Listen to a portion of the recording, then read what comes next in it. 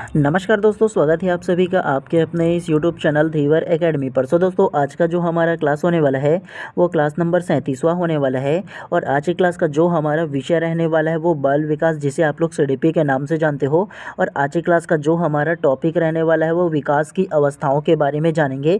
मतलब आप लोगों का ना ये जो विकास की अवस्था है ना, उसको आपने थ्योरी क्लास में बहुत पहले ही आप लोगों को पढ़ा दिया था। लेकिन ये जो विकास की अवस्था है इसमें कौन कौन से मनोवैज्ञानिक ने क्या क्या अपना सिद्धांत दिया, तो उस पर कितने प्रकार से जो क्वेश्चन बन सकते हैं ना, आज उसका हम लोग प्रैक्टिस करेंगे। ठीक है, तो आज का जो टॉपिक है ना, इसमें से कितने प्रकार से प्रश्न बन सकते हैं, उन तमाम प्रश्नों को आज के इस क्लास में लेकर के आया हूँ। तो आप लोगों को क्या करना है, सबसे पहले ध्यान से पढ़ना है और उसके बाद ना मेरे आंसर लेने से पहले खुद आप लोगों को आंसर लेना और प्रैक्टिस करना है। क्योंकि सीडीपी में जितना ज़्यादा आप लोग प्रैक्टिस करोगे उतना बेहतर तरीके से आप लोग समझ पाओगे। और खुद से आंसर लेने की कोशिश करना, किसी पर भी डिपेंड मत रहना। क्योंकि एग्ज़ाम सेंटर में कोई भी आप लोगों का मदद करने वाला नहीं है। जो आप लोग आंसर लोगे उसी के आधार पर आप लोगों का जो मार्क्स है वो मिलने वाला है। तो इसीलिए ज़्यादा ज़रूरी है कि आप खुद पर भरोसा कीजिए और खुद आंसर लेने की कोशिश कीजिए। तो चलिए ज़्यादा देर ना करते हुए प्रश्न क्रमांक फर्स्ट को ध्यान से पढ़ते हैं। उससे पहले आप लोगों से केवल एक ही हम्बल रिक्वेस्ट रहेगा कि अगर आप लोगों ने अभी तक के चैनल को सब्सक्राइब नहीं किया या चैनल पर नए होंगे तो पहले चैनल को सब्सक्राइब कर देना और बेल आइकन को दबा देना, ताकि इसी प्रकार से जब भी मैं क्लास लेकर आऊँ ना तो प्रॉपर टाइम पे आप लोगों को उसका नोटिफिकेशन मिले। तो ज़्यादा जरूरी कि आप चैनल को सब्सक्राइब कर दो। ठीक है, चलिए ज़्यादा देर ना करते हुए प्रश्न क्रमांक फर्स्ट को ध्यान से पढ़िए। मानव विकास का प्रारंभ होता है ऑप्शन ए पूर्व बाल्यावस्था से, ऑप्शन बी गर्भावस्था से, ऑप्शन सी शैशवावस्था से या ऑप्शन डी उत्तर बाल्यावस्था से। तो क्या इसका आंसर होगा, बताइए सबसे पहले आप। तो प्रश्न क्रमांक एक का जो करेक्ट आंसर होगा ना वो आप लोगों का ऑप्शन नंबर बी गर्भावस्था से करेक्ट हो जाएगा। कैसे मानव विकास का प्रारंभ होता है, तो मानव विकास का जो प्रारंभ होता है वो गर्भावस्था से ही हो जाता है। एक जब महिला जब गर्भ धारण करती है तब से जो नवजात शिशु होता है तब से ना वो जो विकास है वो शुरू हो जाता है, जो बच्चे का है वो। तो गर्भ में जो भ्रूण होता है तभी से उसका जो विकास है ना वो स्टार्ट हो जाता है। तो ये आप लोगों को याद रखना है। तो इस प्रकार से प्रश्न क्रमांक एक का जो करेक्ट आंसर होगा ना ऑप्शन नंबर बी जो है करेक्ट हो जाएगा। चलिए नेक्स्ट प्रश्न को पढ़ते हुए चलते हैं इसी प्रकार से। तो ध्यानपूर्वक आप लोग पढ़ते हुए चलिएगा। ठीक है, चलिए प्रश्न क्रमांक दो को ध्यान से पढ़िए। बचपन का सांप्रतिक दृष्टिकोण की मान्यता है। ऑप्शन ए बहुत तरीके से बच्चे प्राप्त वयस्कों के बराबर होते हैं। ऑप्शन बी बच्चों को युवा प्राप्त वयस्कों के रूप में सबसे अच्छा माना जाता है। ऑप्शन सी बचपन आधिकारिक रूप से प्रतीक्षा अवधि है। या ऑप्शन डी बचपन वृद्धि एवं परिवर्तन की अनूठी अवधि है। तो क्या इसका आंसर होगा, पहले बताइए। तो प्रश्न क्रमांक दो का जो करेक्ट आंसर होगा ना वो आप लोगों का ऑप्शन नंबर डी करेक्ट हो जाएगा। बचपन वृद्धि एवं परिवर्तन की अनूठी अवधि है, करेक्ट हो जाएगा। कैसे बचपन का सांप्रतिक दृष्टिकोण की मान्यता है, तो बचपन का जो सांप्रतिक जो दृष्टिकोण की मान्यता होगा वो बचपन वृद्धि एवं परिवर्तन की अनूठी अवधि है, करेक्ट हो जाएगा।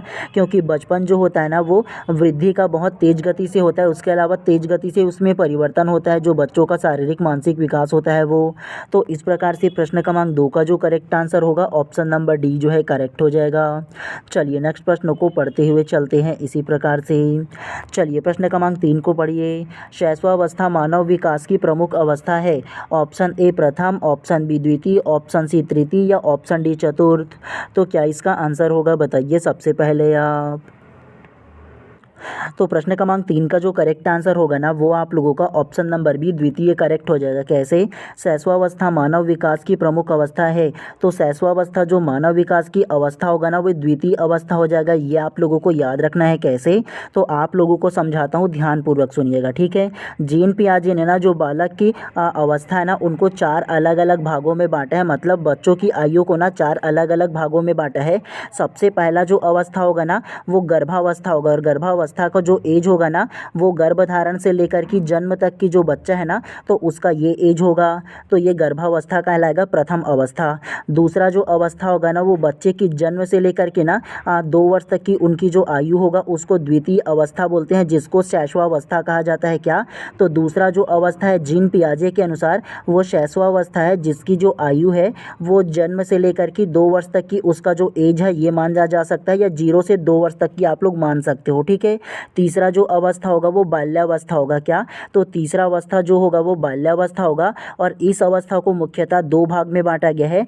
सबसे पहला पूर्व बाल्यावस्था में बांटा गया है और पूर्व बाल्यावस्था को जो एज होगा वो 2 वर्ष से लेकर के 6 वर्ष तक की होगा। उसके अलावा बाल्यावस्था को जो दूसरा भाग में बांटा गया है वो उत्तर बाल्यावस्था होगा और उत्तर बाल्यावस्था की जो आयु है वो 6 वर्ष से लेकर के 12 वर्ष तक की जो आयु है ना उसे उत्तर बाल्यावस्था में बांटा गया है। तो आप लोगों को ये याद रखना है कि जो जीन पियाजे का तृतीय अवस्था है वो बाल्यावस्था है और बाल्यावस्था को ना दो भाग में बांटा गया है, पूर्व बाल्यावस्था और उत्तर बाल्यावस्था। पूर्व बाल्यावस्था 2 वर्ष से लेकर के 6 वर्ष होगा और उत्तर बाल्यावस्था 6 वर्ष से 12 वर्ष तक की होगा।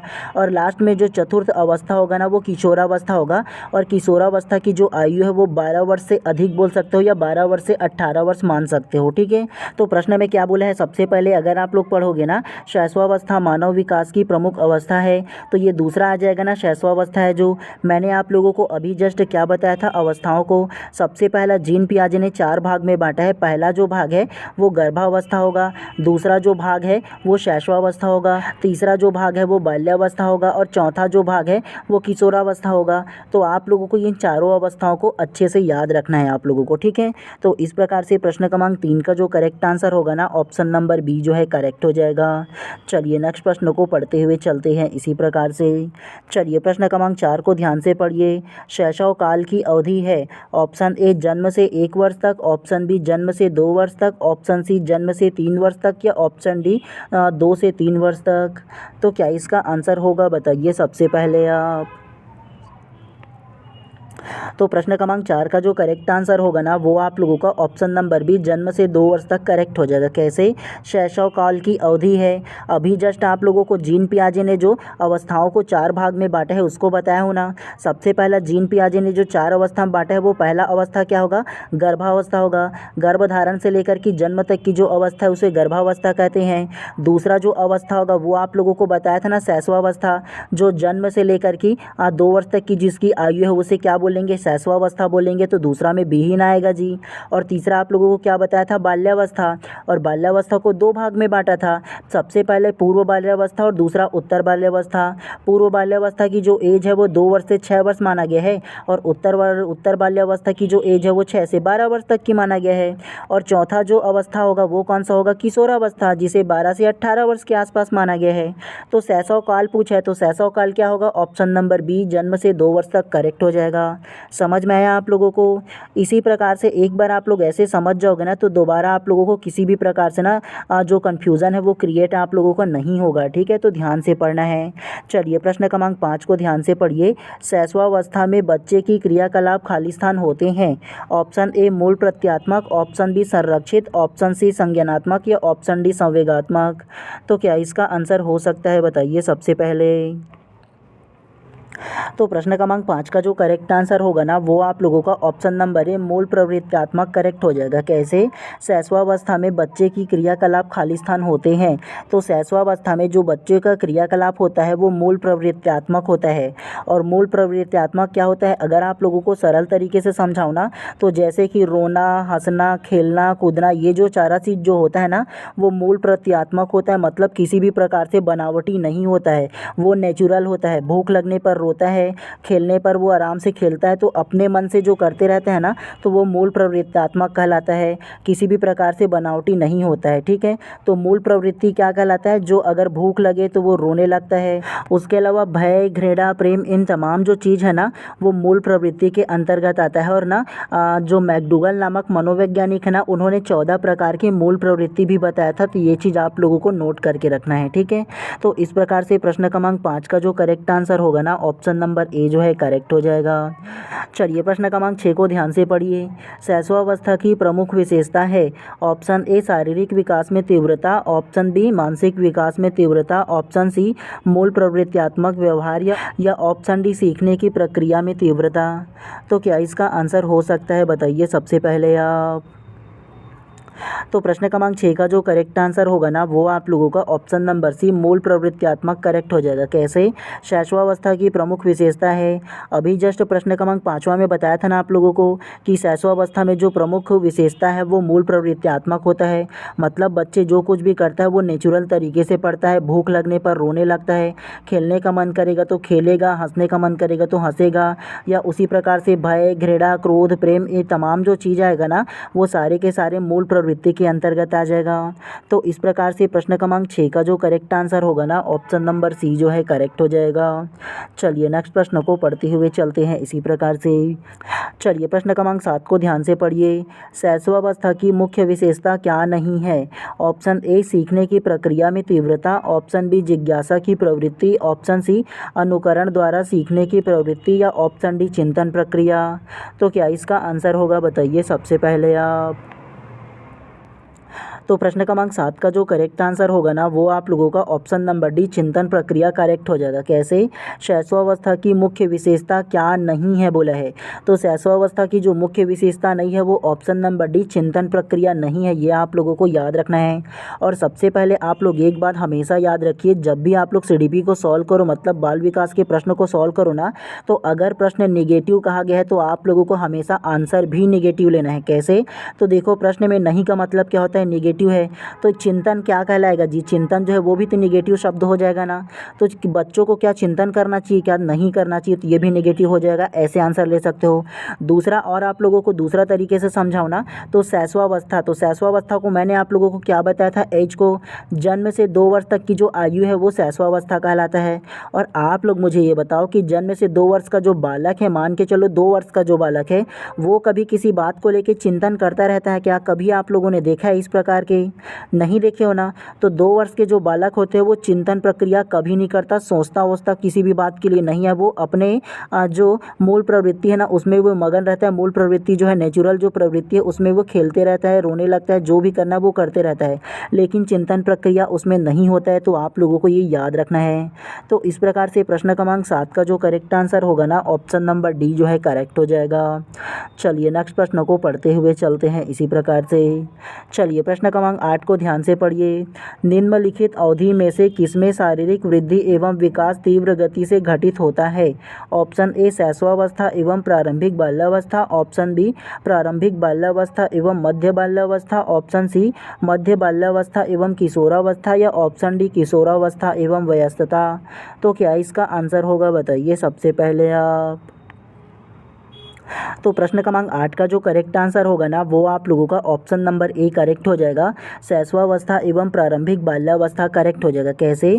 निम्नलिखित अवधि में से शारीरिक वृद्धि एवं विकास गति तीव्र गति से होता है, तो किस अवधि में होता है? तो ये ऑप्शन नंबर ए शैशवावस्था एवं प्रारंभिक बाल्यावस्था में ना जो अवधि होता है ना उसमें शारीरिक ना जो वृद्धि है ना और विकास है वो बहुत तेज गति से होता है। तो ये आप लोगों को याद रखना है, क्योंकि एक जो बालक है ना सबसे ज़्यादा जो उसके शरीर में जो वृद्धि होता है और जो विकास होता है वो बहुत तेज गति से होता है शैशवावस्था में, और प्रारंभिक जो बाल्यावस्था होता है उसमें। तो इन दोनों को आप लोगों को नोट करके रखना है, इंपॉर्टेंट है ऐसे प्रश्न, ठीक है। तो इस प्रकार से प्रश्न क्रमांक 8 का जो करेक्ट आंसर होगा ना ऑप्शन नंबर ए जो है करेक्ट हो जाएगा। चलिए नेक्स्ट प्रश्न को पढ़ते हुए चलते हैं इसी प्रकार से। तो जितना अच्छे से आप लोग सॉल्व कीजिएगा ना उतना ज़्यादा बेहतर रहेगा। तो चलिए प्रश्न क्रमांक 9 को ध्यान से पढ़िए। स्वकेंद्रित अवस्था होती है बालक के, ऑप्शन ए जन्म से 2 वर्ष तक, ऑप्शन बी 3 से 6 वर्ष तक, ऑप्शन सी 7 वर्ष से किशोरावस्था तक, या ऑप्शन डी किशोरावस्था में। तो क्या इसका आंसर होगा बताइए सबसे पहले आप।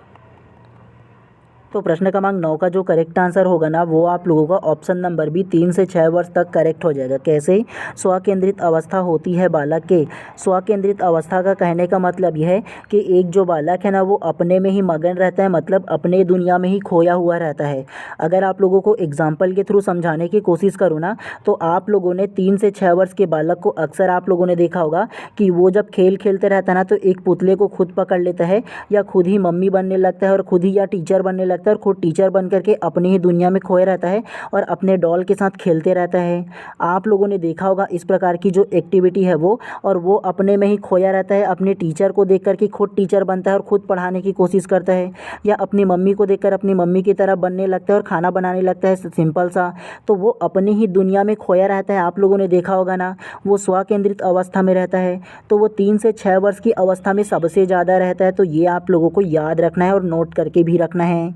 तो इस प्रकार से प्रश्न क्रमांक 9 का जो करेक्ट आंसर होगा ना, ऑप्शन नंबर बी जो है करेक्ट हो जाएगा। चलिए नेक्स्ट प्रश्न को पढ़ते हुए चलते हैं इसी प्रकार से। चलिए प्रश्न क्रमांक 10 को ध्यान से पढ़िए। शैशवावस्था के लिए उत्तम शिक्षण विधि है। ऑप्शन ए मॉन्टेसरी विधि, ऑप्शन बी खेल विधि, ऑप्शन सी किंडरगार्टन विधि, या ऑप्शन डी उपरोक्त सभी। तो क्या इसका आंसर होगा बताइए सबसे पहले आप। तो प्रश्न क्रमांक 10 का जो करेक्ट आंसर होगा ना, वो आप लोगों का ऑप्शन नंबर डी उपरोक्त सभी करेक्ट हो जाएगा। कैसे? शैशवावस्था के लिए उत्तम शिक्षण विधि है। तो शैशवावस्था के लिए जो उत्तम शिक्षण विधि है वो ऑप्शन नंबर डी उपरोक्त सभी करेक्ट हो जाएगा। मॉन्टेसरी विधि भी हो जाएगा, खेल विधि भी हो जाएगा और किंडरगार्टन भी विधि हो जाएगा। तो ये आप लोगों को याद रखना है। उसके अलावा आप लोगों को अलग से नॉलेज ये दे दूँ, मॉन्टेसरी विधि का जो जनक है ना वो मारिया मॉन्टेसरी है। कौन? तो मॉन्टेसरी विधि का जो जनक है वो मारिया मॉन्टेसरी है। ये आप लोगों को याद रखना है। तो इसके नाम को याद रखने के लिए आपको कोई तकलीफ नहीं होगा, क्योंकि मॉन्टेसरी मारिया मॉन्टेसरी लगा देना सामने, तो ये आप लोगों के लिए इजी है। दूसरा जो है वो किंडरगार्टन। किंडरगार्टन के जनक कौन है? तो फ्रॉबेल है। जनक बोल लो या उसके आविष्कारक बोल लो या सिद्धांतकर्ता या प्रतिपादक बोल सकते हो। तो किंडरगार्टन के जनक कौन है? तो वो फ्रॉबेल है। कैसे याद रखोगे? तो आप लोग किंडरगार्टन को केवल गार्डन लेना, आप लोग गार्डन में घूमने जाते हो ना, तो किंडरगार्टन को आप लोग सिंपल सा गार्डन लेना ना, और गार्डन में क्या रहता है? गार्डन में मेढक रहता है, और मेढक को अंग्रेजी में क्या बोलते हैं? फ्रॉग बोलते हैं, और फ्रॉग से क्या बना है? फ्रॉबेल बना है। समझ में आया मैं समझाना क्या चाह रहा हूँ?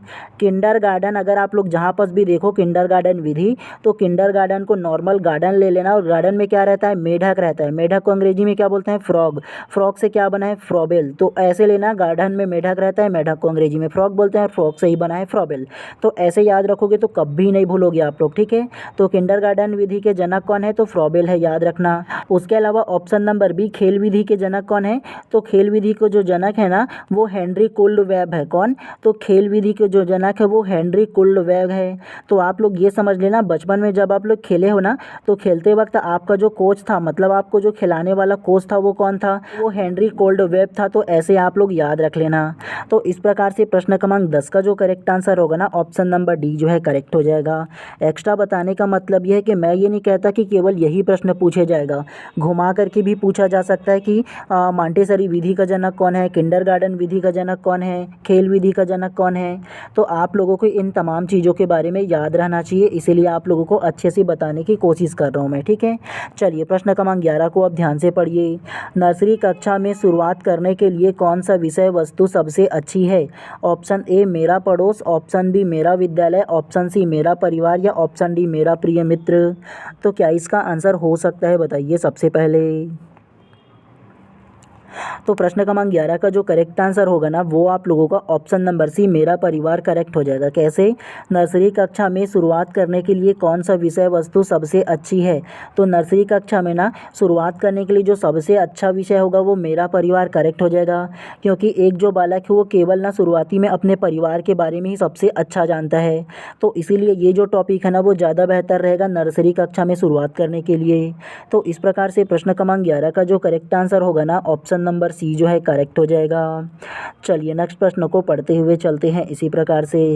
चलिए प्रश्न क्रमांक 12 को ध्यान से पढ़िए। खाली स्थान की अवस्था तक बालक की दृष्टि एवं श्रवण इंद्रियां पूर्ण विकसित हो चुकी होती है।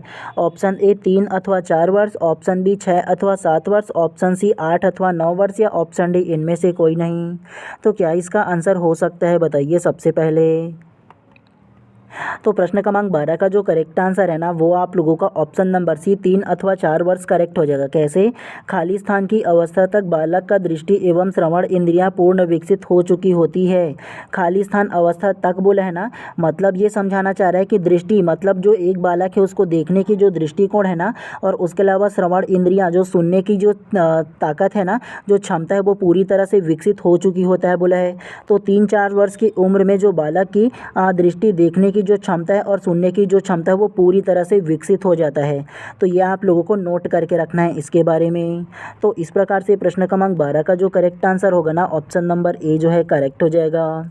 चलिए नेक्स्ट प्रश्न को पढ़ते हुए चलते हैं इसी प्रकार से।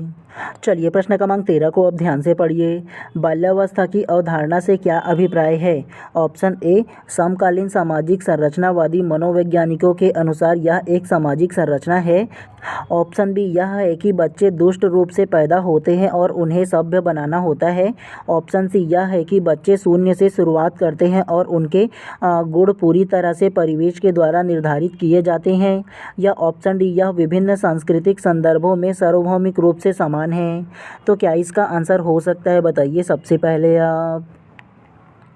तो प्रश्न क्रमांक 13 का जो करेक्ट आंसर है ना, वो आप लोगों का ऑप्शन नंबर ए जो है करेक्ट हो जाएगा। समकालीन सामाजिक संरचनावादी मनोवैज्ञानिकों के अनुसार यह एक सामाजिक संरचना है, करेक्ट हो जाएगा। कैसे? बाल्यावस्था की अवधारणा से क्या अभिप्राय है? तो बाल्यावस्था की अवधारणा से जो अभिप्राय है वो ऑप्शन नंबर ए जो है वो करेक्ट हो जाएगा। उसके अलावा आप लोगों को एक चीज़ बताया था ना कि आप लोगों को अगर प्रश्न पॉजिटिव बोला है तो हमेशा आप लोगों को पॉजिटिव में आंसर लेना है। तो पॉजिटिव आंसर जो होगा वो केवल ऑप्शन नंबर जो ए है वो करेक्ट हो जाएगा। कैसे? सबसे पहले ऑप्शन बी को देखो, इसमें बोला है कि बच्चे दुष्ट रूप से पैदा होते हैं, तो ये तो नेगेटिविटी को दर्शा रहा है, तो ये नहीं होगा। उसके अलावा सी को देखो, यह है कि बच्चे शून्य से शुरुआत करते हैं, तो शून्य से शुरुआत कहाँ करेंगे जी, ये भी नेगेटिविटी को दर्शाता है। उसके अलावा यह सांस्कृतिक संदर्भों में सार्वभौमिक रूप से समान है, तो समान नहीं होता है जी, ये भी केवल ऑप्शन नंबर जो ए है ना वो ही करेक्ट हो जाएगा। तो आप लोगों को इसको ध्यान रखना है। चलिए नेक्स्ट प्रश्न को पढ़ते हुए चलते हैं इसी प्रकार से। चलिए प्रश्न क्रमांक 14 को ध्यान से पढ़िए। निम्नलिखित में से मध्य बाल्यावस्था की अवधि का मुख्य प्रमाण चिन्ह कौन सा है? ऑप्शन ए, प्रतीकात्मक खेल का उभरना। ऑप्शन बी, तर्क संगत विचारों का विकास जो कि प्राकृतिक रूप से मूर्त है। ऑप्शन सी, पेशीय कौशल और समग्र शारीरिक वृद्धि की तेजी से विकास। या ऑप्शन डी, मनोवैज्ञानिक तर्क और अमूर्त रूप से सोचने की क्षमता का विकास। तो क्या इसका आंसर होगा, बताइए सबसे पहले आप। तो प्रश्न क्रमांक 14 का जो करेक्ट आंसर होगा वो आप लोगों का ऑप्शन नंबर बी करेक्ट हो जाएगा। तर्क संगत विचारों का विकास जो कि प्राकृतिक रूप से मूर्त है, करेक्ट हो जाएगा। कैसे? निम्नलिखित में से मध्य बाल्यावस्था की अवधि का मुख्य प्रमाण चिन्ह है। तो मध्य बाल्यावस्था का जो मुख्य प्रमाण चिन्ह होगा वो ऑप्शन नंबर बी जो है वो करेक्ट हो जाएगा। और आप लोगों को बताया था ना बाल्यावस्था की क्या क्या एज है, तो आप लोगों को ना ये याद रखना है कि जो मध्य बाल्यावस्था अर्थात उत्तर जो बाल्यावस्था है ना, उसमें जो बालक होते हैं वो प्राकृतिक रूप से मूर्त चीज़ों का क्या करते हैं, तर्क संगत रूप से विचार कर पाते हैं। मूर्त कहने का मतलब यह है कि सामने में जो चीज़ उनको दिखाई देता है उसके बारे में केवल वो सोच सकता है। जैसे मान के चलो सामने में कोई भी चीज़, टीवी, फ्रिज जो भी रहे ना, उसको देख कर के वो सोच सकता है, इमेजिनेशन नहीं कर सकता। मतलब ना वो जो चीज़ नहीं देखा है उसका इमेजिनेशन नहीं कर सकता है, ठीक है। जो सामने मूर्त है, जो दिख रहा है ना, उसी के बारे में तर्क संगत विचार कर सकता है। तो ये आप लोगों को याद रखना है इसके बारे में। चलिए नेक्स्ट प्रश्न को पढ़ते हुए चलते हैं इसी प्रकार से। चलिए प्रश्न क्रमांक 15 को अब ध्यान से पढ़िए। निम्नलिखित में से कौन सी मध्य बाल्यावस्था की विशेषता है? ऑप्शन ए, अमूर्त रूप से सोचने तथा वैज्ञानिक तर्क प्रयोग करने की योग्यता विकसित होता है। ऑप्शन बी, बच्चे तार्किक एवं मूर्त रूप से सोचना प्रारंभ कर देते हैं। ऑप्शन सी, अधिगम मुख्य रूप से संवेदी एवं चालक गतिविधियों द्वारा घटित होता है। या ऑप्शन डी, शारीरिक वृद्धि एवं विकास बहुत तेज गति से होता है। तो क्या इसका आंसर हो सकता है, बताइए सबसे पहले। तो प्रश्न क्रमांक 15 का जो करेक्ट आंसर है ना वो आप लोगों का ऑप्शन नंबर बी जो है करेक्ट हो जाएगा। बच्चे तार्किक एवं मूर्त से सोचना प्रारंभ कर देते हैं, करेक्ट हो जाएगा। कैसे? अभी जस्ट प्रश्न क्रमांक 14 में आप लोगों को बताया था ना कि मध्य बाल्यावस्था की क्या विशेषता है। तो मध्य बाल्यावस्था की जो विशेषता होगा वो बच्चे तार्किक रूप से एवं मूर्त रूप से सोचना प्रारंभ कर देते हैं। मूर्त का रूप बताया था ना आप लोगों को कि जो चीज़ सामने में रखी हुई, जो चीज़ वो देखते हैं केवल उन्हीं के बारे में अच्छे से सोच समझ सकता है। तो इस प्रकार से प्रश्न क्रमांक 15 का जो करेक्ट आंसर होगा ना ऑप्शन नंबर बी जो है करेक्ट हो जाएगा। चलिए नेक्स्ट प्रश्न को पढ़ते हुए चलते हैं इसी प्रकार से। चलिए प्रश्न क्रमांक 16 को ध्यान से पढ़िए। निम्नलिखित में से कौन सा उत्तर बाल्यावस्था का लक्षण है? ऑप्शन ए, हठी। ऑप्शन बी, समय की संकल्पना। ऑप्शन सी, सामाजिक संकल्पना। या ऑप्शन डी, वीर पूजा। तो क्या इसका आंसर हो सकता है, बताइए सबसे पहले आप। तो प्रश्न क्रमांक 16 का जो करेक्ट आंसर है ना वो आप लोगों का ऑप्शन नंबर ए हठ ही करेक्ट हो जाएगा। कैसे? निम्नलिखित में से कौन सा उत्तर बाल्यावस्था का लक्षण है? तो उत्तर बाल्यावस्था का जो लक्षण होगा ना वो हठ ही हो जाएगा। और उत्तर बाल्यावस्था का एज क्या है आप लोगों को बताया था ना कि 6 वर्ष से लेकर कि 12 वर्ष तक की जो एज है वो उत्तर बाल्यावस्था का एज है। और इस अवस्था में आप लोगों ने अधिकतर देखा होगा बच्चे को कि ना किसी भी चीज़ के लिए जो बालक है वो बहुत ज़्यादा हठी हो जाते हैं, ज़िद्दी हो जाते हैं, मुझे ये चाहिए तो चाहिए, मुझे ये लेना है तो लेना ही है। तो इस प्रकार की जो हठी होते हैं ना वो उत्तर बाल्यावस्था में अधिकतर उनकी विशेषताएं देखने को मिलते हैं, लक्षण जो है वो। तो इस प्रकार से प्रश्न क्रमांक 16 का जो करेक्ट आंसर होगा ना ऑप्शन नंबर ए जो है करेक्ट हो जाएगा। चलिए नेक्स्ट को पढ़ते हुए चलते हैं। चलिए प्रश्न क्रमांक 17 को ध्यान से पढ़िए। इस अवस्था में बालकों में नई खोज करने और घूमने की प्रवृत्ति बहुत अधिक बढ़ जाती है। ऑप्शन ए शैशवावस्था में, ऑप्शन बी उत्तर बाल्यावस्था में, ऑप्शन सी किशोरावस्था में या ऑप्शन डी प्रौढ़ावस्था में। तो क्या इसका आंसर हो सकता है बताइए सबसे पहले। तो प्रश्न क्रमांक 17 का जो करेक्ट आंसर होगा ना वो आप लोगों का ऑप्शन नंबर बी उत्तर बाल्यावस्था करेक्ट हो जाएगा। कैसे? इस अवस्था में बालक में नई खोज करने और घूमने की प्रवृत्ति बहुत अधिक बढ़ जाती है। तो उत्तर बाल्यावस्था में बालक जो है ना वो नई खोज करने लगता है और घूमने की जो प्रवृत्ति होता है ना वो बहुत अधिक बढ़ जाता है। और उत्तर बाल्यावस्था की जो एज है वो 6 से लेकर कि 12 वर्ष तक की आप लोगों को बताया था ना। और शैशवावस्था क्या है? तो जन्म से लेकर कि 2 वर्ष तक की जो उम्र है वो शैशवावस्था है। और किशोरावस्था जो है ना वो 12 वर्ष से लेकर कि 18 वर्ष तक की जो एज है उनका किशोरावस्था के लिए। उसके अलावा प्रौढ़ावस्था के लिए अभी डिवाइड नहीं किया गया, 18 से अधिक वाला जो उम्र होगा ना उसको प्रौढ़ावस्था के अंतर्गत रखा गया है। तो इन तमाम चीज़ों को आप लोगों को याद रखना है। चलिए नेक्स्ट प्रश्न को पढ़ते हुए चलते हैं इसी प्रकार से।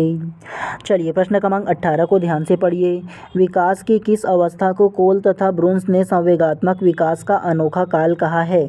ऑप्शन ए बाल्यावस्था, ऑप्शन बी शैशवावस्था, ऑप्शन सी किशोरावस्था या ऑप्शन डी प्रौढ़ावस्था। तो क्या इसका आंसर हो सकता है बताइए सबसे पहले। तो प्रश्न क्रमांक 18 का जो करेक्ट आंसर है ना वो आप लोगों का ऑप्शन नंबर ए बाल्यावस्था करेक्ट हो जाएगा। कैसे? विकास की किस अवस्था को कोल तथा ब्रुन्स ने संवेगात्मक विकास का अनोखा काल कहा है? तो विकास की जो अवस्था है ना बाल्यावस्था उसको कोल तथा ब्रुन्स नामक मनोवैज्ञानिकों ने ना संवेगात्मक विकास का अनोखा काल कहा है। ये चीज़ आप लोगों को नोट करके रखना है, वेरी वेरी इंपॉर्टेंट है इस प्रकार के जो प्रश्न होते हैं वो। तो इस प्रकार से प्रश्न क्रमांक 18 का जो करेक्ट आंसर होगा ना ऑप्शन नंबर ए जो है करेक्ट हो जाएगा। चलिए नेक्स्ट प्रश्न को पढ़ते हैं। चलिए प्रश्न क्रमांक 19 को ध्यान से पढ़िए।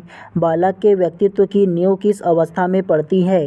ऑप्शन ए शैशवावस्था, ऑप्शन बी गर्भाकालीन अवस्था, ऑप्शन सी बचपनावस्था या ऑप्शन डी इनमें से कोई नहीं। तो क्या इसका आंसर होगा बताइए सबसे पहले आप। तो प्रश्न क्रमांक 19 का जो करेक्ट आंसर है ना वो आप लोगों का ऑप्शन नंबर सी बचपनावस्था करेक्ट हो जाएगा। कैसे? बालक के व्यक्तित्व की नींव किस अवस्था में पड़ती है? तो बालक की व्यक्तित्व की जो नींव है वो बचपनावस्था में पड़ती है, ये आप लोगों को याद रखना है। और बचपनावस्था जो है ना उसे बाल्यावस्था कहा जाता है। क्या बचपनावस्था या बाल्यावस्था दोनों एक ही होता है, ये आप लोगों को याद रखना है। तो इस प्रकार से प्रश्न क्रमांक 19 का जो करेक्ट आंसर होगा ना ऑप्शन नंबर सी जो है करेक्ट हो जाएगा। तो बाल्यावस्था में जो व्यक्ति है उसके व्यक्तित्व को जो नींव है वो पड़ जाता है।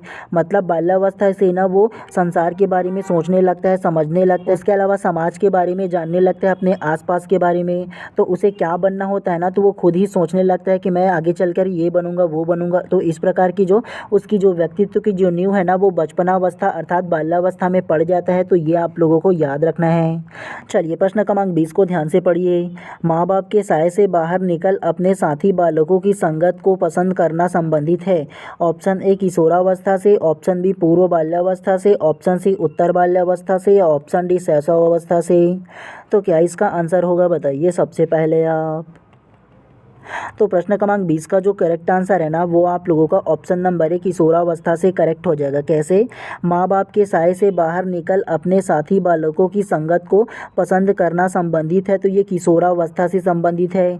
और किशोरावस्था की जो एज है वो 12 वर्ष से अधिक जो होता है वो किशोरावर्ष होता है ना। और आप लोगों को सरल तरीके से बताऊँ ना तो जैसे ही बालक 12 वर्ष की अवस्था को पूर्ण करता है, किशोरावस्था में जाता है, अपने संगी के साथ साथियों के साथ घूमना फिरना, बाहर रहना, अपने दोस्तों की बात मानना सबसे ज़्यादा पसंद करता है। और माँ बाप की साए से थोड़ा सा दूर जाता है और बाहर खेलना ज़्यादा पसंद करता है वो। तो इस प्रकार से प्रश्न क्रमांक 20 का जो करेक्ट आंसर है ऑप्शन नंबर ए जो है करेक्ट हो जाएगा। चलिए नेक्स्ट को पढ़ते हुए चलते हैं।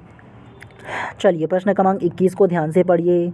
बाल्यावस्था की अवधि में विकास ऑप्शन ए धीमी गति से होता है एवं उसे मापा नहीं जा सकता। ऑप्शन बी बहुस्तरीय और मिश्रित होता है। ऑप्शन सी में केवल परिमाणात्मक परिवर्तन होते हैं, या ऑप्शन डी अनियमित और असंबद्ध होता है। तो क्या इसका आंसर हो सकता है, बताइए सबसे पहले। तो प्रश्न क्रमांक 21 का जो करेक्ट आंसर होगा ना, वो आप लोगों का ऑप्शन नंबर बी करेक्ट हो जाएगा। बहुस्तरीय एवं मिश्रित होता है करेक्ट हो जाएगा। कैसे? बाल्यावस्था की अवधि में विकास, तो बाल्यावस्था की अवधि में जो विकास होता है वो बहुस्तरीय होता है, मतलब ना बाइलिंगुअल होता है, मल्टीपल टाइप्स होता है। उसका शारीरिक विकास होता है, बौद्धिक विकास होता है, मानसिक विकास होता है। तो चहुमुखी प्रकार की जो विकास है ना, वो बाल्यावस्था में होता है। तो ये आप लोगों को याद रखना है इसके बारे में। तो इस प्रकार से प्रश्न क्रमांक 21 का जो करेक्ट आंसर होगा ना, ऑप्शन नंबर बी जो है करेक्ट हो जाएगा। चलिए नेक्स्ट को पढ़ते हुए चलते हैं इसी प्रकार से फटाफट अंदाज में। चलिए प्रश्न क्रमांक 22 को ध्यान से पढ़िए। निम्न में से कौन सी बाल्यावस्था की एक विशेषता नहीं है? ऑप्शन ए सामूहिकता की प्रबलता, ऑप्शन बी जिज्ञासा की कमी, ऑप्शन सी अभिवृद्धि में स्थिरता, या ऑप्शन डी समूह एवं खेल में सहभागिता।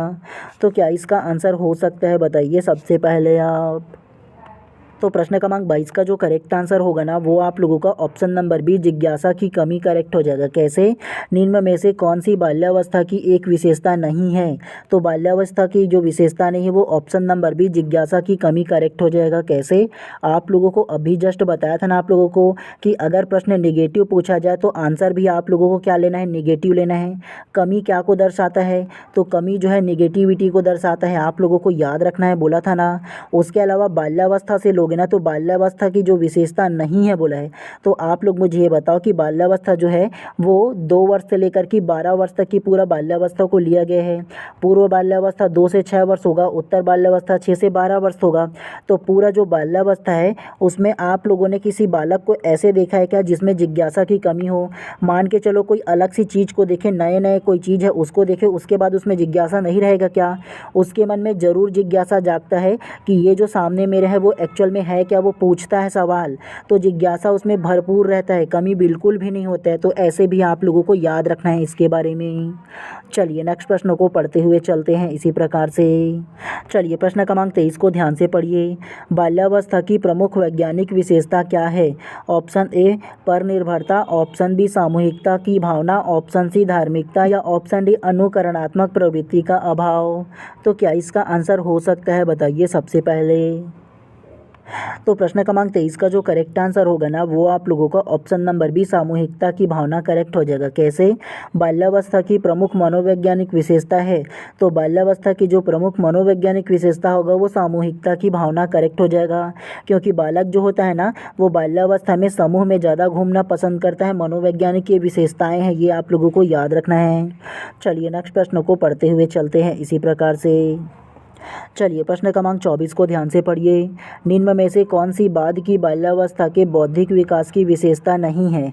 ऑप्शन ए विज्ञान की कल्पना कथाओं में अधिक रुचि, ऑप्शन बी बढ़ती हुई तार्किक शक्ति, ऑप्शन सी भविष्य की योजना की सूझबूझ, या ऑप्शन डी काल्पनिक भयों का अंत। तो क्या इसका आंसर होगा, बताइए सबसे पहले। तो प्रश्न क्रमांक 24 का जो करेक्ट आंसर होगा ना, वो आप लोगों का ऑप्शन नंबर सी भविष्य की योजना की सूझबूझ करेक्ट हो जाएगा। कैसे? निम्न में से कौन सी बाद की बाल्यावस्था के बौद्धिक विकास की विशेषता नहीं है? तो बाल्यावस्था में जो बौद्धिक विकास की विशेषता नहीं है ना, वो ऑप्शन नंबर सी करेक्ट हो जाएगा, भविष्य की योजना की सूझबूझ करेक्ट हो जाएगा। कैसे?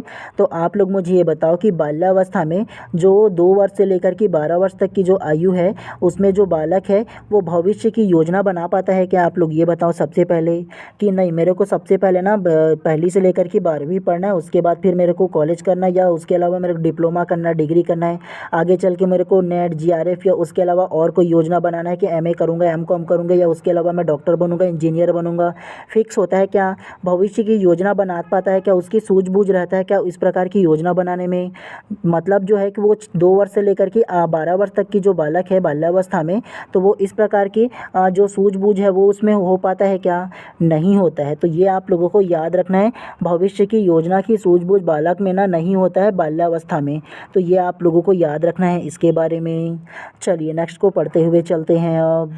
चलिए प्रश्न क्रमांक 25 को ध्यान से पढ़िए। उससे पहले आप लोगों के लिए एक सूचना है, ध्यान से सुनिएगा। अगर आप लोगों के मन में किसी प्रकार का सवाल हो जिसके लिए अगर आप चाहते हो कि मैं अपना पर्सनल नंबर आप लोगों को सजेस्ट करूं ताकि आप लोग डायरेक्ट मेरे से कांटेक्ट करके किसी भी प्रकार की अगर सजेशन चाहो तो वो ले सकते हो या किसी भी प्रकार के सवाल हो तो वो जान सकते हो। तो इसके लिए क्या करना है, सबसे पहले आप लोग इंस्टाग्राम पर जाइए और सर्च कीजिए बाय MD धीवर करके। वहाँ पर आप लोगों को मेरा प्रोफाइल मिल जाएगा और मेरे प्रोफाइल के कमेंट बॉक्स पर जाकर के कमेंट कीजिए कि सर आप अपना नंबर दीजिए बोल करके ना। तो सबसे पहले मैं अपना फ़ोनपे का नंबर दे दूंगा और वहाँ पर आप लोगों को ना केवल उस फ़ोनपे के नंबर पे 200 आप लोगों को फ़ोनपे करना है। उसके बाद जो मेरा पर्सनल नंबर है वो आप लोगों को सजेस्ट कर दूंगा। तो ये जो रिक्वायरमेंट है ना वो केवल विशेष व्यक्तियों के लिए रखा हूँ जिनको ना विशेष तौर पे सजेशन की आवश्यकता है, उनके लिए है, ठीक है। उसके अलावा चाहूँ ना तो मैं फ्री ऑफ कॉस्ट में भी दे सकता हूँ, लेकिन क्या है ना छोटे छोटे सवाल के लिए बार बार आप लोग फ़ोन करोगे ना तो इसीलिए इस प्रकार का जो रिक्वायरमेंट है वो रखा हूँ। तो ये केवल विशेष व्यक्तियों के लिए है, ठीक है। चलिए प्रश्न क्रमांक 25 को ध्यान से पढ़िए। मध्य बाल्यावस्था में भाषा खालिस्तान के बजाय खालिस्तान अधिक है।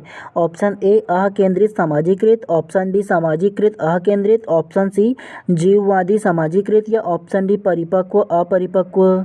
तो क्या इसका आंसर हो सकता है? तो प्रश्न क्रमांक 25 का जो करेक्ट आंसर है ना वो आप लोगों का ऑप्शन नंबर बी सामाजिकृत अकेंद्रित करेक्ट हो जाएगा। कैसे?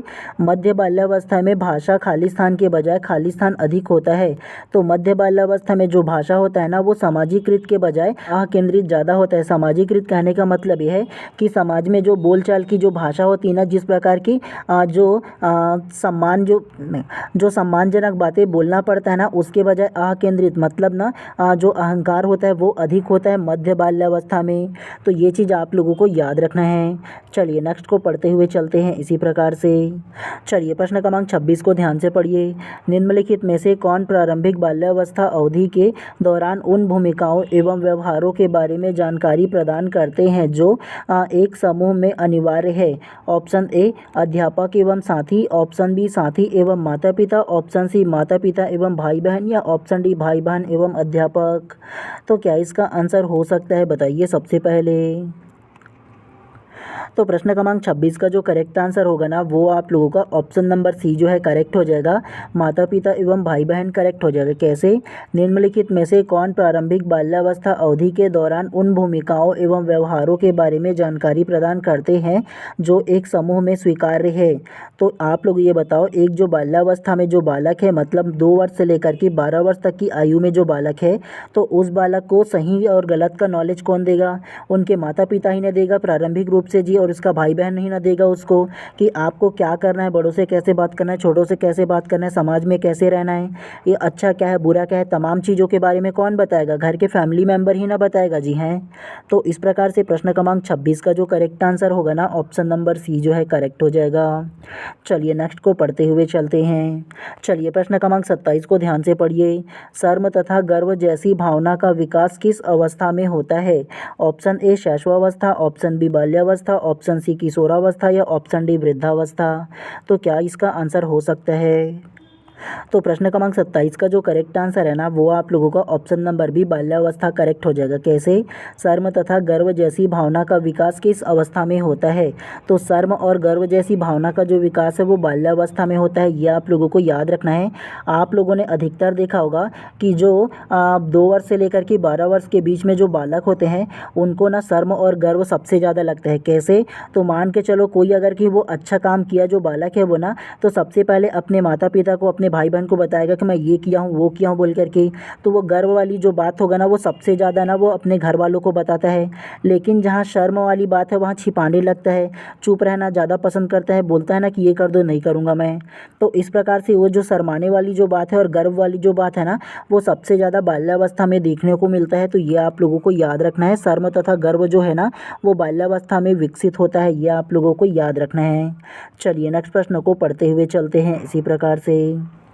चलिए प्रश्न क्रमांक 28 को ध्यान से पढ़िए।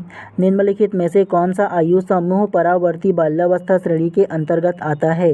ऑप्शन ए 18 से 24 वर्ष, ऑप्शन बी जन्म से 6 वर्ष, ऑप्शन सी 6 से 11 वर्ष या ऑप्शन डी 11 से 18 वर्ष।